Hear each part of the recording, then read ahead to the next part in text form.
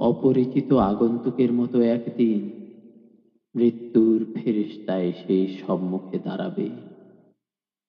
যে কলকাকলিতে ভরেছিল ঘরদোর, হঠাৎ সেখানে আসবে কবরের নির্জনতা। রঙিন মখমল স্বপ্নগুলো, তুলির সর্বশেষ আঁচড় যেখানে এখনো দেয়া বাকি, এক করুণ ধূসরতায় ভরে উঠবে সেসব।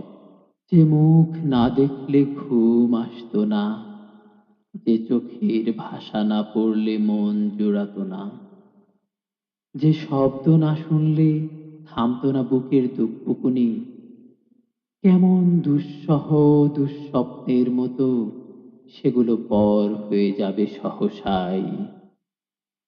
আমি ভুলে যাব জোছনা রাতের কথা, উঠোন ভরে থাকা সন্ধ্যা মালতীর কথা, কুয়াশাচ্ছন্ন ভোরের কথা। ভুলে যাব পাখিদের গান, নদীর কলতান। হাড় কাঁপানো শীতের রাতে বরফি বাতাসে যেমন না না করে কাঁপতে থাকে বাবলা গাছের পাতা।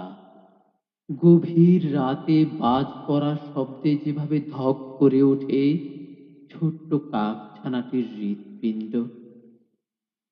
আজকাল মৃত্যুর সংবাদে আমারও সেরকম অনুভূতি হয়। তবু চাই মৃত্যু আসুক, ভোরের শিশির ফোঁটার মতো, শীতের সকালের কুসুম কোমল রোদের মতো, সন্ধের ঝিরিঝিরি বাতাসের মতো।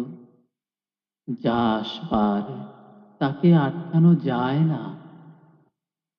প্রতিটা নতুন জন্মই যেহেতু একটি নতুন মৃত্যুর ইশতেহার, ফলে মৃত্যুকে ভালোবাসাই মানুষের নিয়তি।